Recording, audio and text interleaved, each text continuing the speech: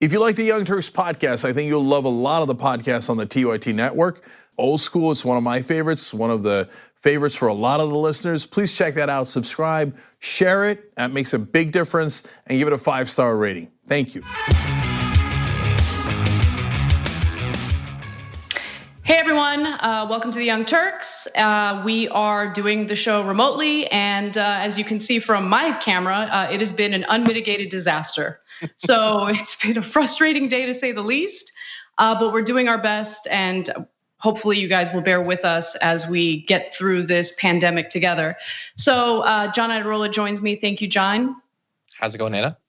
I've seen better days for sure, but I'm trying to get through this without losing my mind. I think that's what the whole post game is going to be about, right? Oh yeah. We will have a post game show today, but I do want to fill everyone in on what we're planning on doing moving forward while everyone is essentially forced to quarantine and do social distancing. We're going to do our best to provide an hour-long show for all of you every day while this pandemic continues. So we will start the show live at 3 p.m.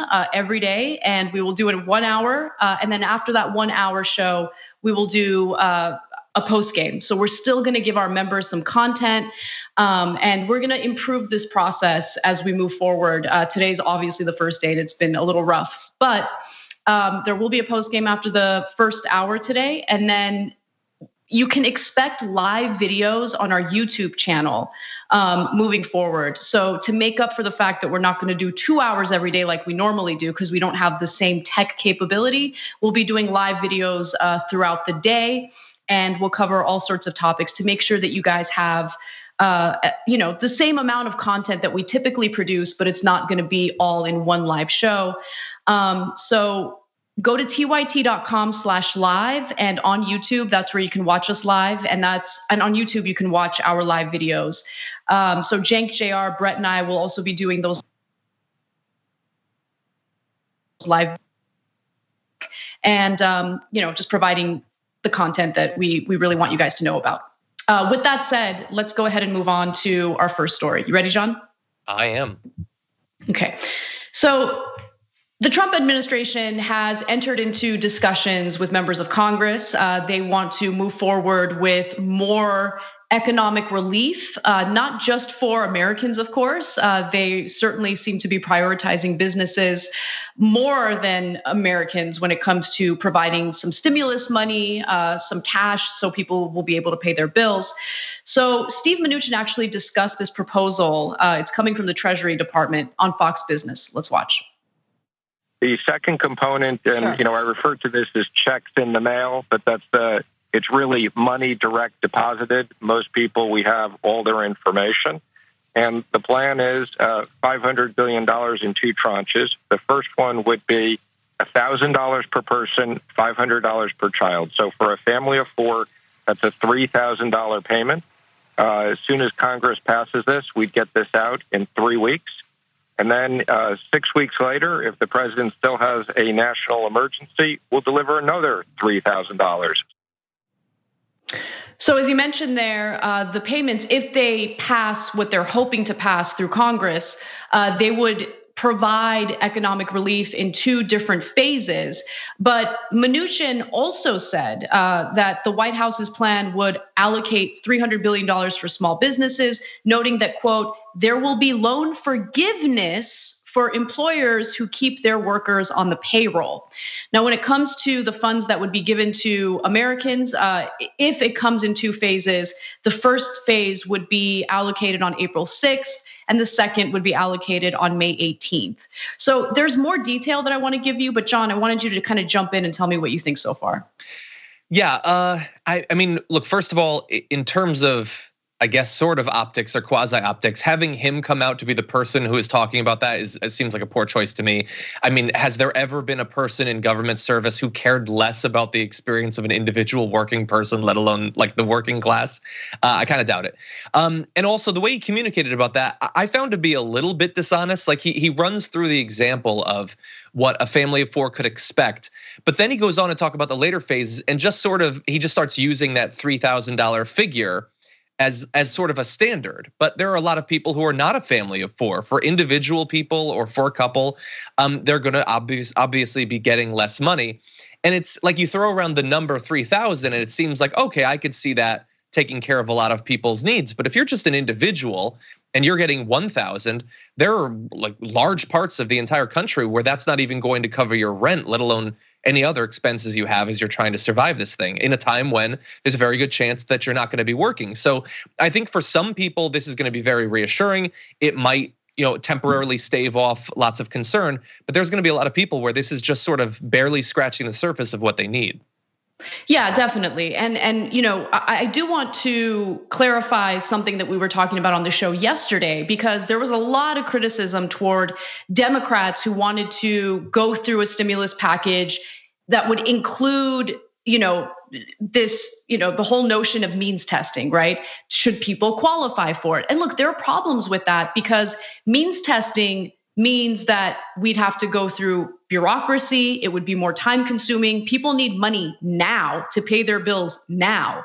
And so how about give out the stimulus checks, and then after the fact, you can go ahead and tax people who didn't necessarily qualify for it or didn't necessarily mean it or need it. But here's the thing.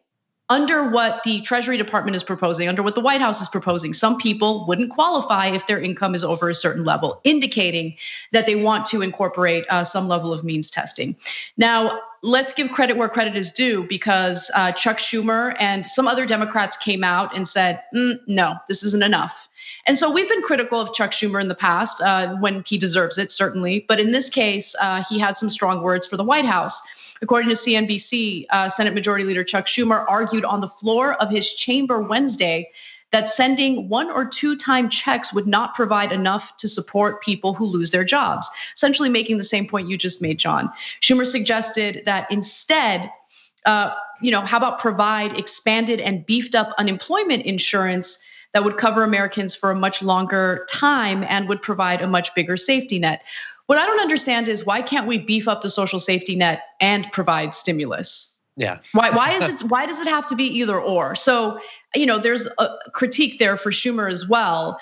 But at the same time, I think he does bring up a really good point about how, hey, this is a good opportunity to beef up the social safety net, the same social safety net that Republicans have been aggressive in,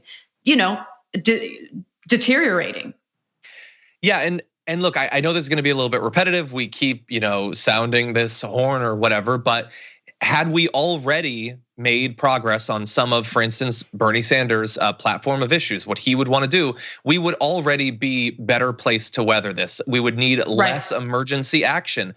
We would still need to do quite a bit, but people wouldn't have nearly the same concerns that they do about, is their health insurance going to cover the testing? If they lose their job, do they lose their health insurance? There's like a cascade of different ways that the way the system has been set up is designed in a way that is not going to weather these sorts of crises, where you have, not only a crisis in healthcare, but also a crisis in the economy. And the crisis in the economy is going to make the crisis in healthcare even worse. So, look, if they're moving in the direction of these policies, I think that that's a good thing. I think that we should keep the pressure on them to make sure that this isn't like, okay, a one-time UBI, and then we will never hear those letters uttered again by the leadership of either parties. We need to make sure that people get the assistance that they need now, but also use this as a learning opportunity for a country that has been needlessly resistant to these sorts of policies.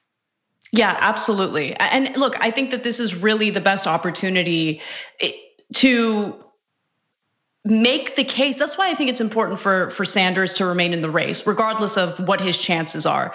Because the second he drops out, people stop paying attention, right, to what his message is and what he's proposing. And it's not even about Bernie Sanders. It's about what he wants to accomplish for the working class in America, and how his proposals are really the only proposals that would have made us prepared for what we're going through right now had they been implemented before the fact, right? So it really shows the value of what he's proposing, and I want him to continue pushing that narrative so it would resonate with more voters. Because now it's just amazing to me. Some of my family members who aren't necessarily as progressive as we are, they're straight up Republicans in some cases. All of a sudden, they're demanding stimulus.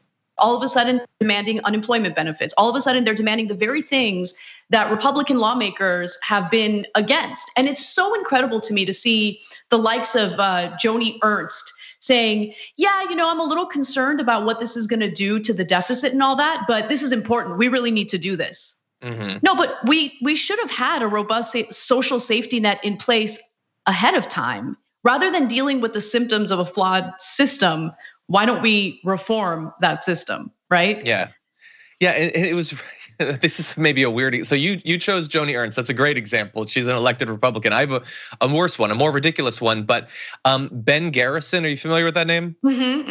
So Ben Garrison, like for people who don't know, he's the cartoonist that does these like a parody of someone who's a Trump bootlicker, but like he does political cartoons for him. And he had one today that was like, it was helicopter Trump. He literally wrote that in the image. And it was Trump and Andrew Yang in a helicopter dumping cash over like a city.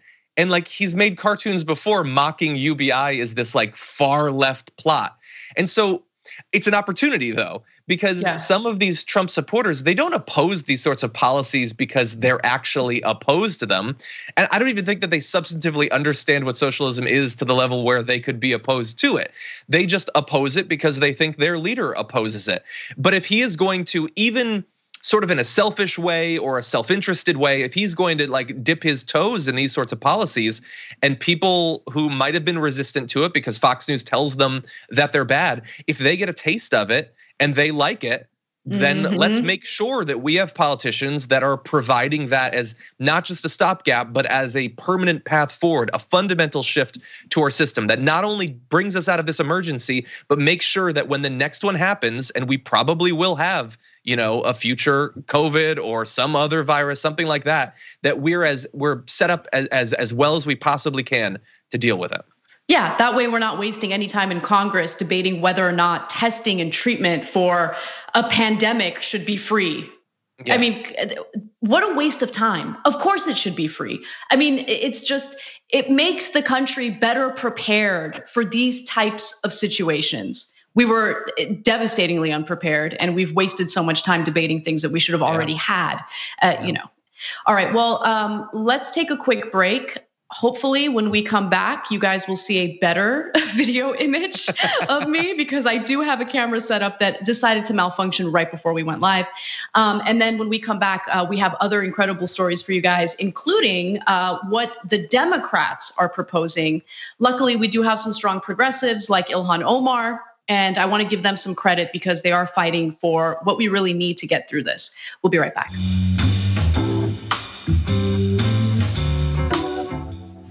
Hey everyone, welcome back to the Young Turks. Thank you for bearing with us, and I'm excited. I'm excited because now we have a better camera shot. We have what I worked on all night to set up. So I wanted to just encourage everyone who's watching to, if you're interested in supporting the show, if you want to keep us going, obviously we're running on fumes right now, but you can support us by going to tyt.com/go. tyt.com/go is where we're doing our fundraising effort to keep TYT sustainable. And look, more importantly, what we want to do through this crisis that the world is facing is continue providing you guys the stories, the information, the content that's so important. John's been doing a great job with Damage Report every morning. He's still doing his thing. We have the crew, working remotely. We have everyone doing what they can to make the show keep going. So the best way that you can show your support is to watch. And if you can, because we know that it's a difficult time for everyone right now, contribute. Any little bit helps. tyt.com/go. All right, with that said, let's move on to the rest of the rundown. There's a debate raging among left-wingers, let's keep it real, about who is really looking out for the best interests of American workers during this pandemic. Now, we've been seeing some questionable proposals coming from some Democrats. For instance, when it comes to the stimulus spending, there's been some talk of whether or not there should be means testing. Should people qualify for a stimulus check if that type of legislation comes through? And it has been interesting to see some Republicans say, no, let's just move forward. We need to get money into the hands of Americans, right? Let's deal with the tax penalty later if someone receives money that they didn't necessarily need. But I do want to note that there are some Republicans who are doing some shady things. They deserve to be called out. And there are some Democrats who are proposing some pretty strong, robust solutions for people who are worried about their personal finances. So let's start off with Republicans, okay? Republican senators on Wednesday teamed up to kill an amendment introduced by Democratic Senator Patty Murray that would have expanded paid sick leave to millions of US workers left out of a bipartisan coronavirus relief package. So look, I think that it's important to put cash in the hands of Americans, but I also think it's important to offer protections so they're given paid time off and they're not as panicked about what their finances are gonna, essentially go through as a result of being forced to stay at home. A lot of people have been laid off already. A lot of people have been told, like Christian, for instance, my husband, he's a bartender. So he was told, well, look, there's no work for you. So go home. And if he's not at work, he's not earning a paycheck. Under what Patty Murray was suggesting in her amendment, you would have a protection where you would, yes, you'd be forced to stay at home, but you would at least have a protection where you'd be paid and you wouldn't be laid off. So that's what Republicans did. And I don't think we did a good job in calling them out yesterday. So I wanted to make sure that we brought that up today. Also, the amendment, which would have guaranteed 2 weeks of paid sick leave, as well as 12 weeks of paid family leave and medical leave to all US employees and independent contractors. So that's a pretty significant protection for workers. And unfortunately, every Republican present for the vote, 51 in total, voted against the amendment, while every Senate Democrat voted in favor. So before we get to what the Democrats are trying to do, John, tell me what you think.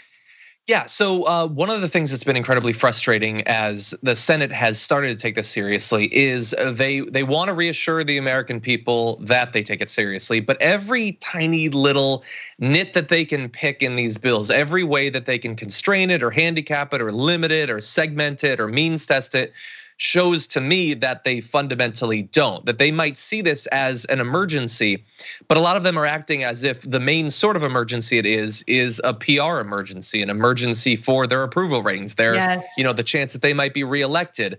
Sure, they're helping, but they're not, it's not, like no holds barred, whatever it takes. And they definitely seem like they don't want to set up a precedent for this sort of policy continuing going forward. Like it's gonna be very narrow, it's gonna be very targeted, it's gonna be limited in duration. And the example you gave, it was unified opposition. It wasn't like a few people. Right. And so obviously they're not even scared of the appearance of being against this yet. Again, it comes back to a fundamentally unserious, like it's not an emergency to these people, their approach so far. Yeah, exactly. And I think that it's really important to pay attention to their actions, because when they're out there talking to the media, Republicans specifically, Republican lawmakers have said all sorts of wonderful things about what they're going to do to really fight for the disenfranchised American worker, the person who's really panicking about their finances. But what they do in Congress seems to be very different from the rhetoric that they're, using. And so I do see some action by Democrats that I think should be applauded. So for instance, when it comes to stimulus money, so this would be checks given to Americans in order to make ends meet while this pandemic continues, Representative Maxine Waters actually proposed something that I think is pretty good. So Maxine Waters proposed on Wednesday having the Federal Reserve send $2,000 to every American adult and $1,000 to every American child until the crisis ends.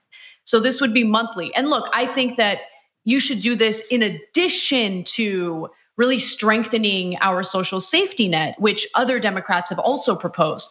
But here's the thing.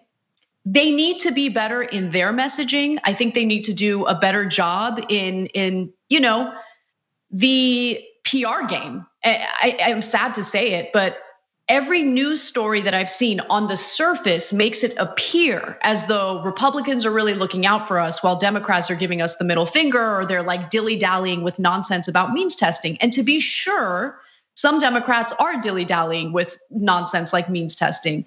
But for the Democrats who are actually pushing for more, they need to do a better job in getting that message out there. You get what I'm saying? Yeah. Oh, 100%. And Look, in an ideal case, following literally months of Donald Trump and right-wing media like gaslighting the American public about what is likely to happen in regard to coronavirus, what we should have is a unified, serious, professional, and responsible Democratic Party who is ready to step into the void, the gap of leadership that we're experiencing and do the right thing.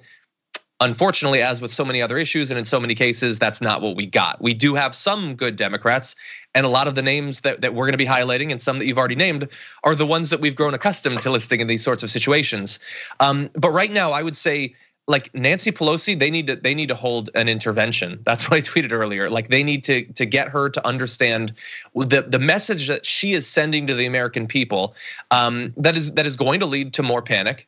And I would also say is going to be really damaging to the Democratic Party. So whether for moral reasons or pragmatic, personal, political reasons, she's got to take this far more seriously. And there needs to be coordination. They need to get together, figure out what their approach is going to be. Hopefully it will be the right sort of approach, and then put pressure on not only Donald Trump, but Republicans in the Senate. And I would say also governors around the country to move in the right direction. It just seems so cobbled together and haphazard and like the bickering and the back and forth, and we're in an emergency, and not as big of an emergency as we'll be in soon, because there's still a lot of Americans that are sort of like they haven't really figured out what's going on right now, but at some point they're going to, and they're going to look to DC to have done something. You know, the thing that really does terrify me is in order to really beat this thing and not be in this precarious situation for an extended period of time, you need everyone to be on board, right? You need all Americans in all states to be on the same page. Everyone should be practicing social distancing.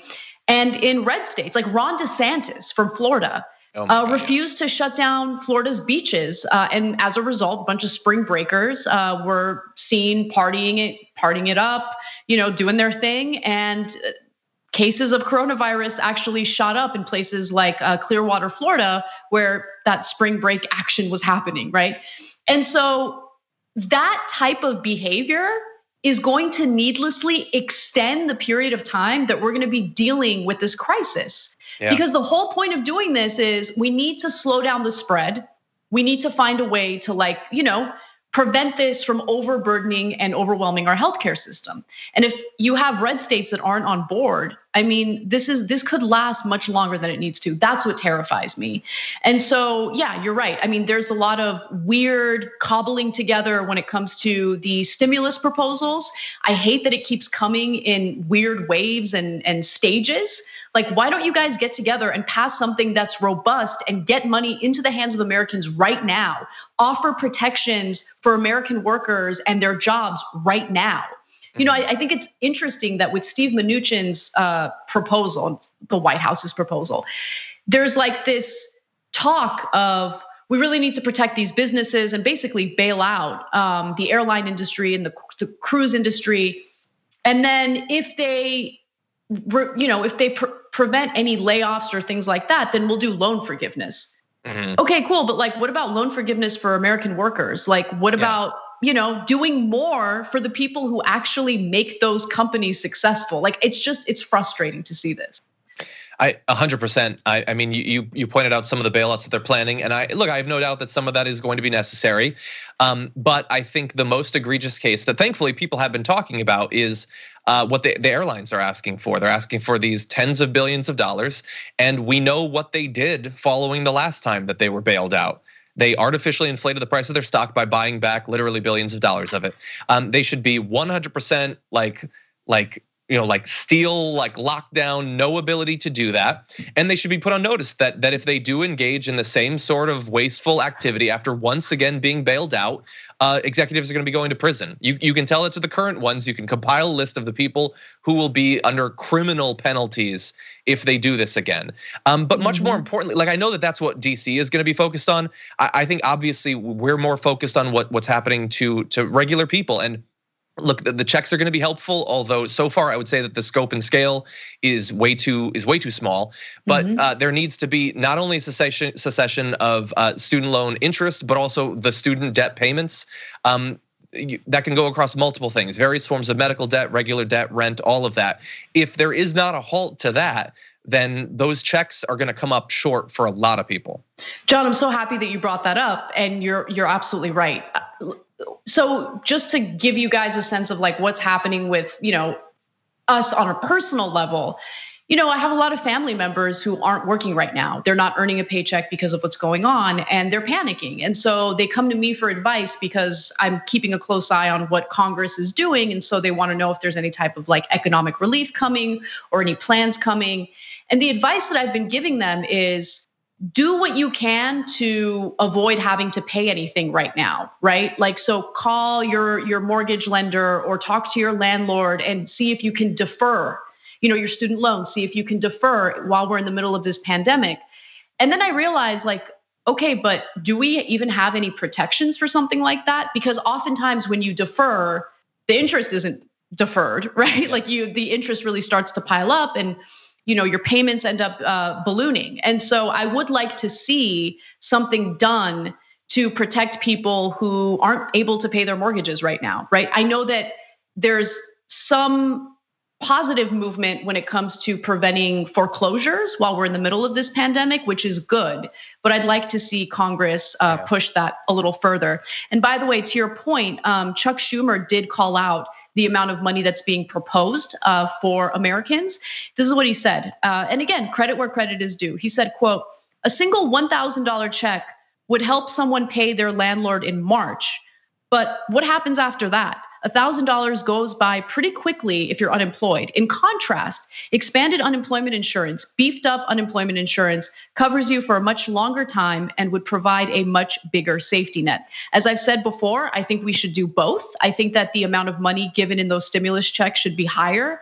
And more importantly, I do think that we should use this opportunity to really make the case. We need to talk about a relatively new show called the Republic, or UNFTR. As a Young Turks fan, you already know that the government, the media, and corporations are constantly peddling lies that serve the interests of the rich and powerful.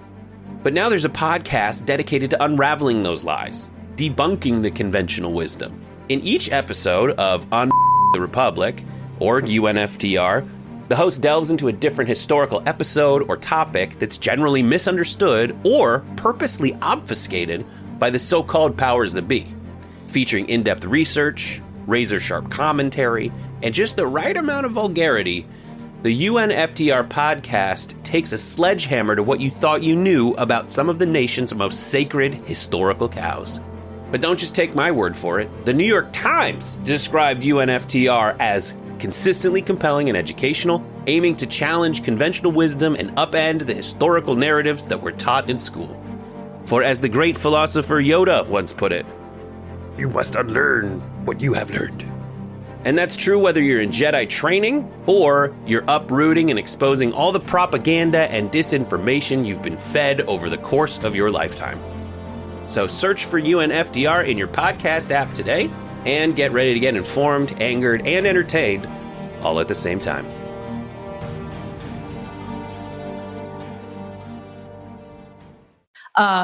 For pushing for a robust safety net. These protections aren't just given to us now, but more importantly, they're available to us in the future. So we're not constantly living in this like state of panic because we're paycheck to paycheck. And then he also, and one more thing, he said, if there's going to be some of these corporate bailouts, we need to make sure workers and labor come first. The people are not laid off, that people's salaries are not cut. If these big companies, many of which did buybacks, I love that he mentioned that. The airlines, I think, did about $45 billion worth of stock buybacks. They have to put their workers first if they're going to get this help. Now, as I said before, like talk is cheap. So it's one thing to say these things. It's another thing to actually put those words into action. That remains to be seen, but I do like this rhetoric because it's true. 100% talk is cheap. What are you going to actually write into the law that's going to stop them from doing that? And when they try to do it anyway, which they will, what are the consequences going to be? Is it going to be a tiny little fine that's like 1% of the money they save from whatever it is that they're doing? Or is it going to be a massive fine and people spend time in prison? I mean, we got through the last set of bailouts and nobody at the top suffered really any consequences. They made tons of money, in fact, and none of them spent time in prison. We need to make sure that we don't have that same situation. And I would say that people should look to Bernie Sanders gave a digital address 2 nights ago, or was it last night? Might have been 2 nights ago, where he laid out what he wants to see happen. And he talked about, first of all, putting together a commission that's going to keep watch for corruption, price gouging, those sorts of things on the corporate side. But then also a commission that is going to be a centralized source for making sure that all of the sectors of the economy and individuals are going to be hit, all the demographics that are going to be hit, that there is a central source that's logging that. Because like giving the checks to individuals is certainly great. Unemployment insurance is great too, but there are people who've been out of work for a really long time that we want to make sure don't get left behind. People who are homeless, who are not even necessarily in the system, we need to make sure that they're going to be hit harder by this virus. People who are undocumented, people in prison, all of these different communities, many of them already more likely to suffer under the virus. We need to make sure that Congress doesn't forget about them, because this is exactly the sort of group that generally does get forgotten in these sorts of situations. Since you mentioned it, I can't help but ask you, because we haven't talked about it yet. So the coronavirus conference that Bernie Sanders did, there was some news coming out of it because he got a little salty with Manu Raju at CNN, and he says he's dealing with an effing pandemic. And I just love how like these journalists are like, oh, he cursed at me. Like, really? Like, first of all, I personally loved it because I wish he was more like that from the beginning, right? Because anyway, it's just funny to me how they're like so aggrieved at his cursing. Who cares? I'm shocked at what I'm hearing. Like, I've loved his ideas for a long time, but then he said the F word. I'm not down for that. They're so disingenuous. It's ridiculous. Anyway, let's move on to our next story. And this one is a doozy. So Republican Senator Richard Burr apparently had warned some of his very wealthy donors during a luncheon that coronavirus was going to hurt them economically, that it was going to be a huge societal issue, that they should prepare for it. And mind you, he was telling them and warning them weeks ahead of the American people finding out just how serious the spread of coronavirus was and how we needed to practice social distancing. So many people, of course, have been laid off already. The unemployment rate is starting to rise. And so the fact that Richard Burr, a Republican senator and also the chair of the Intelligence Committee in the Senate, felt the need to warn his wealthy donors, but didn't really ring that alarm to the American people is so incredibly disgusting and frustrating. And NPR apparently was able to obtain audio. It was a secret recording from this luncheon that took place on February 27th, okay? So February 27th, his donors were warned about what was gonna happen while we were kind of in the dark. Let me give you those details. He said the following to these people. There's one thing that I can tell you about this. It is much more aggressive in its transmission than anything that we've seen in recent history. It is probably more akin to the 1918 pandemic. Also, 13 days before the State Department began to warn Americans against travel to Europe, and 15 days before Trump banned travelers from Europe into the United States, during the luncheon, Senator Burr said the following: every company should be cognizant of the fact that you may have to alter your travel. You may have to look at your employees and judge whether the trip they're making to Europe is essential or whether it can be done on video conference. Why risk it? I mean, this story put me in a fit of rage because this whole pandemic really did, it blindsided a lot of Americans. Like a lot of people didn't expect, like everything happened quickly. Like, of course, there was news of there was news of coronavirus for months, but Trump was, telling people it's not a big deal. He was downplaying it. Richard Burr was not making these types of comments publicly at all. And so people are gonna think like, I didn't even think that we'd have to like self-quarantine. I didn't think that we'd have to do social distancing. I didn't think we'd have to be working from home. I didn't think most people would end up getting laid off or losing their jobs. Right. And I'm paying attention to the news, and it was completely downplayed by our lawmakers. And the fact that these wealthy individuals were warned about it. His donors were warned about it before anyone else knew, before average Americans knew, is so disgusting. And it really does speak volumes of the disgusting corruption we have in this country. Yeah, and think about how powerful it could have been if he actually was this worried, if he understood what was going to happen. And it's not like it's just like he came up with his fears. He's talking to people inside. He had secret information that we didn't have at that point. Think about how powerful it would have been if he had come forward and actually told the American people about it. If he'd gone on Fox News and given them a dose of inconvenient facts, because this was in the thick of Donald Trump and every one of the most trusted right-wing media figures in the country telling them this is a complete hoax. People are freaking out for nothing. The only reason they're doing this is because they want to hurt Donald Trump.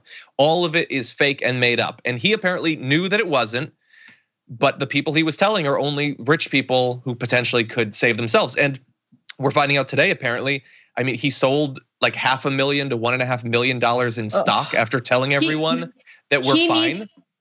He needs to face criminal. Like, how is that not considered insider trading? Right? I mean, I don't know. He has intel. He has intel that the public doesn't have access to, clearly, right? And he is using that to make decisions about his stocks.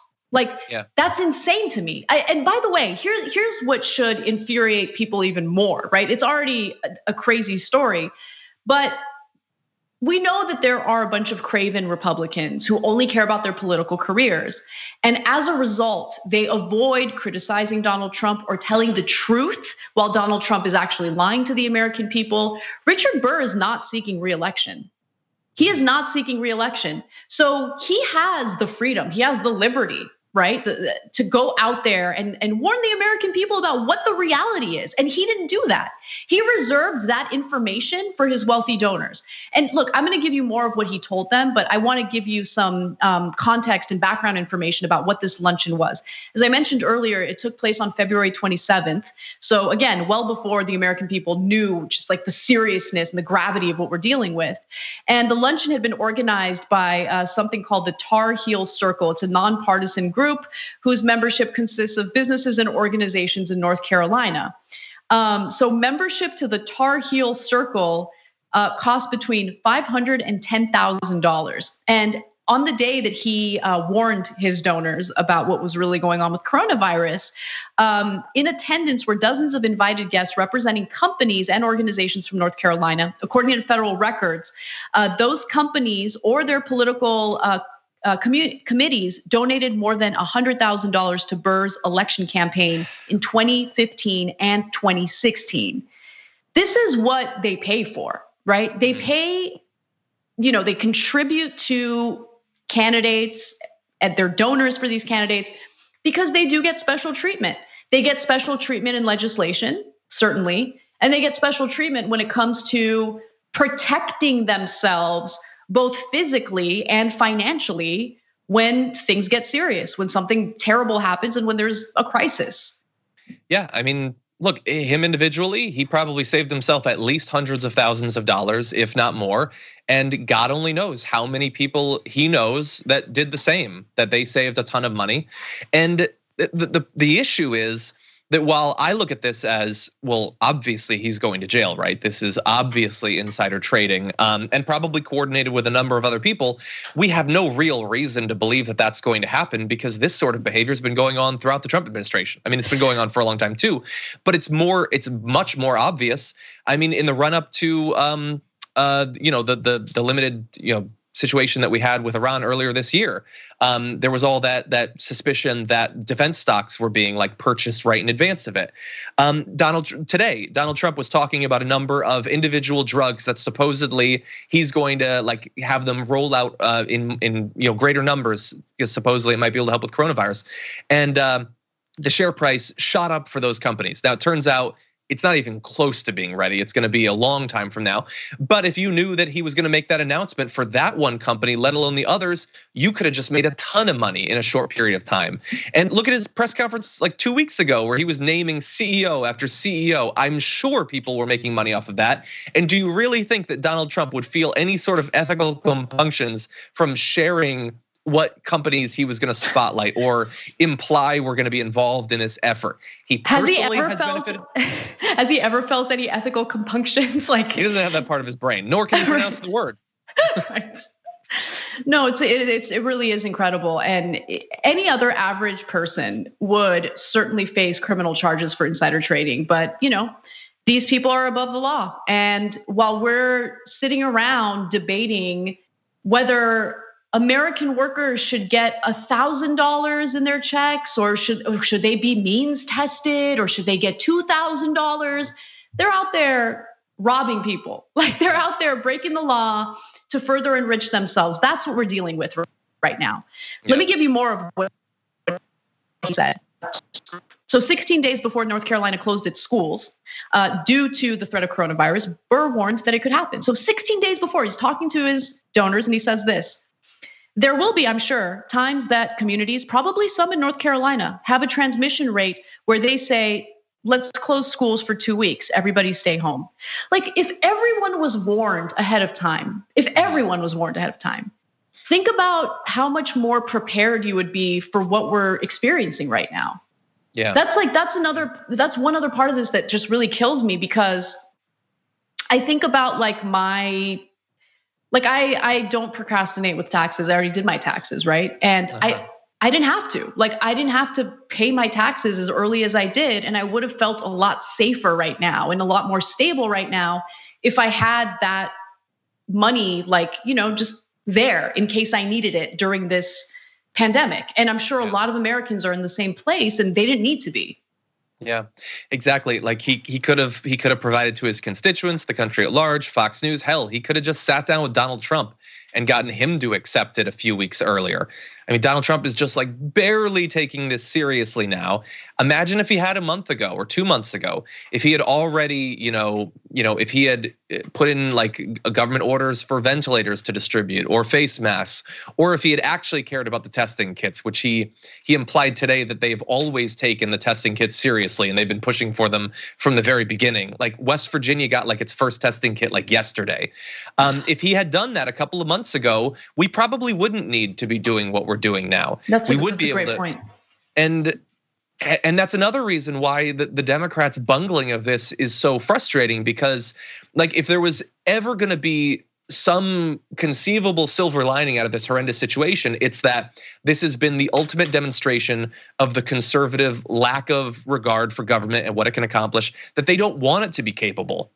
Because generally, when things are just going, regular situation, the government getting out of their way is a good thing, and they just roll along, they make a bunch of money.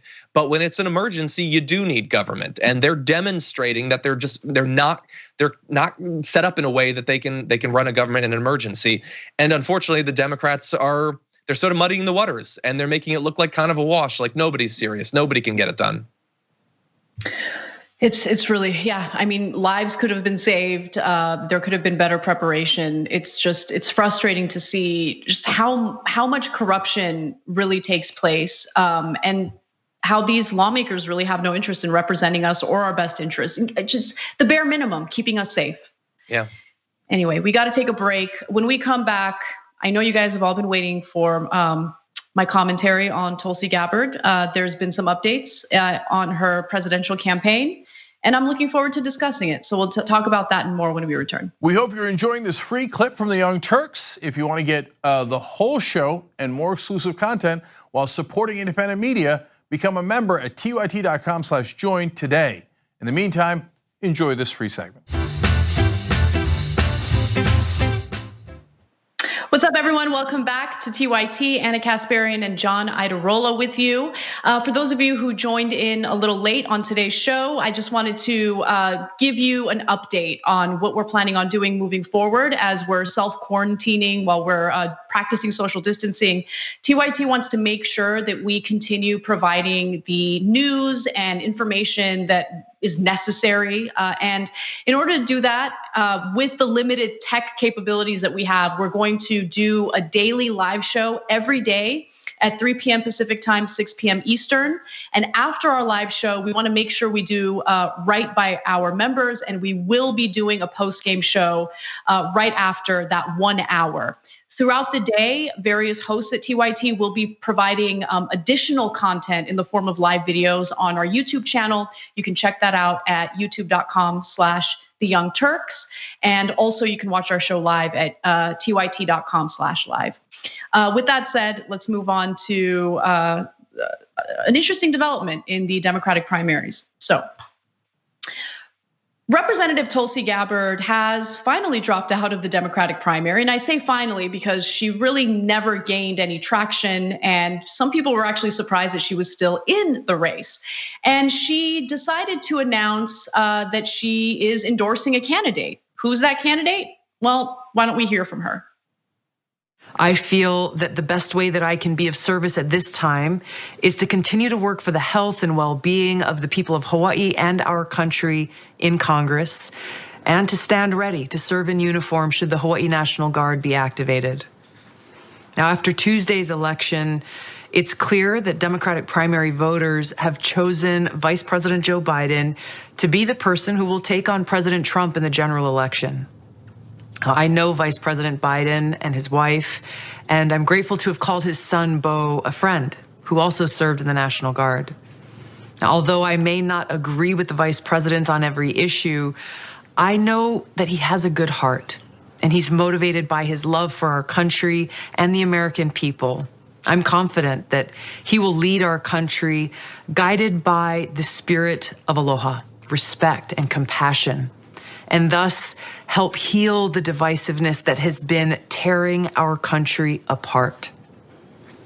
So today, I'm suspending my presidential campaign and offering my full support to Vice President. At TYT, we frequently talk about all the ways that big tech companies are taking control of our online lives, constantly monitoring us and storing and selling our data. But that doesn't mean we have to let them. It's possible to stay anonymous online and hide your data from the prying eyes of big tech. And one of the best ways is with ExpressVPN. ExpressVPN hides your IP address, making your active ID more difficult to trace and sell to advertisers. ExpressVPN also encrypts 100% of your network data to protect you from eavesdroppers and cyber criminals. And it's also easy to install. A single mouse click protects all your devices. But listen, guys, this is important. ExpressVPN is rated #1 by CNET and Wired magazine. So take back control of your life online and secure your data with a top VPN solution available, ExpressVPN. And if you go to expressvpn.com/TYT, you can get 3 extra months for free with this exclusive link just for TYT fans. That's expressvpn.com/TYT. Check it out today. President Joe Biden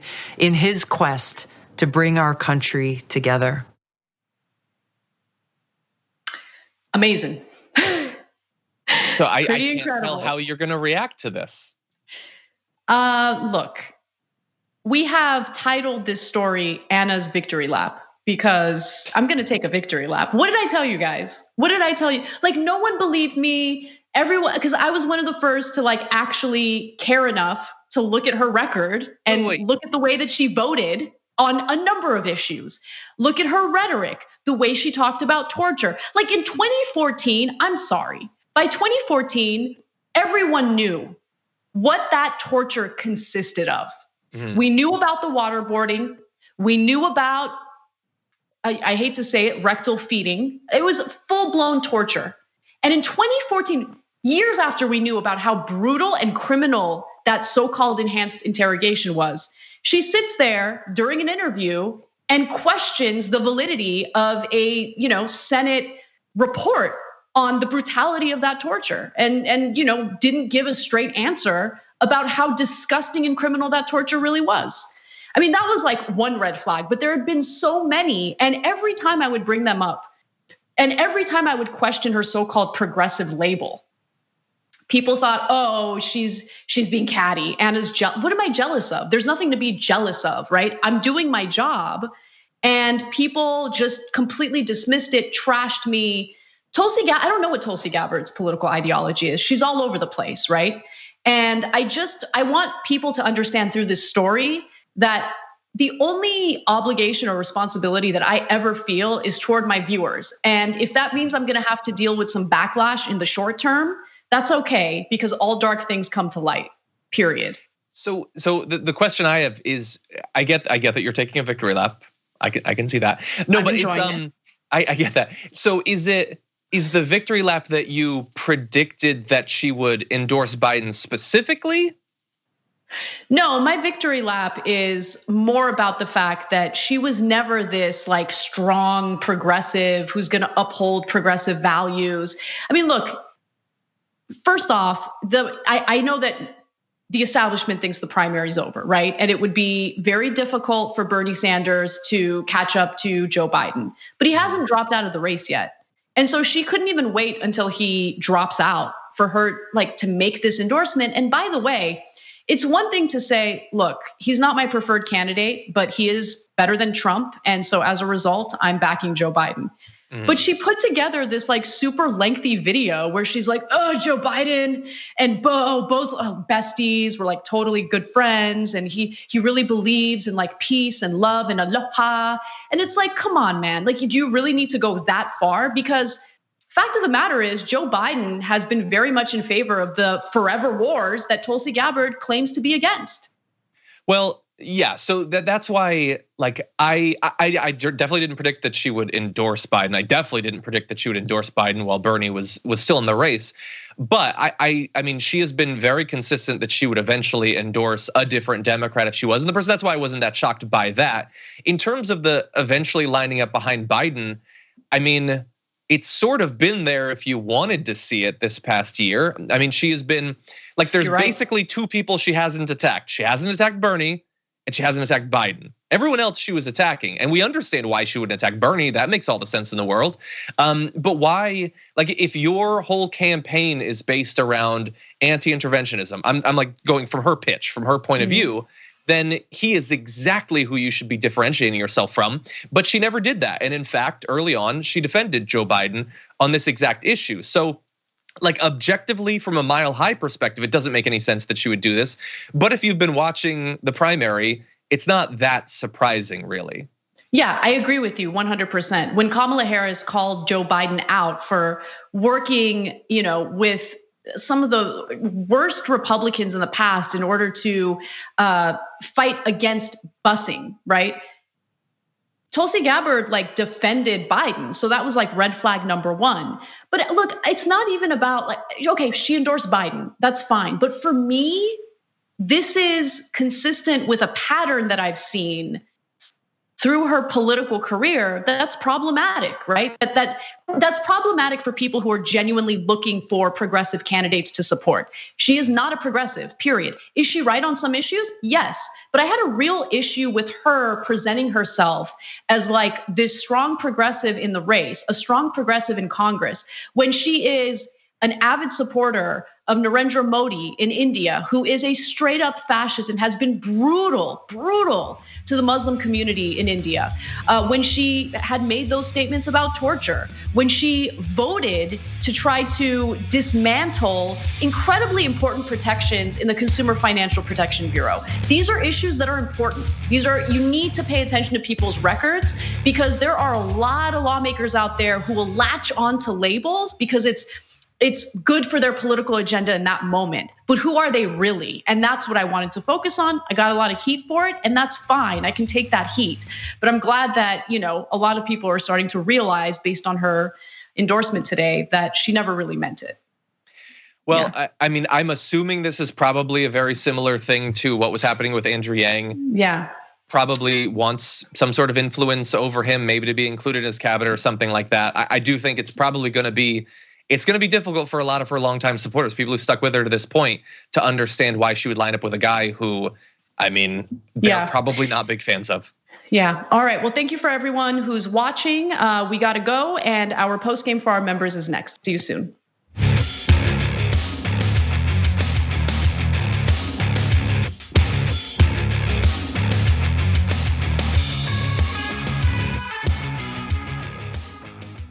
Thanks for listening to the full episode of the Young Turks. Support our work, listen ad-free, access members-only bonus content, and more by subscribing to Apple Podcasts at apple.co/TYT. I'm your host, Cenk Uygur, and I'll see you soon.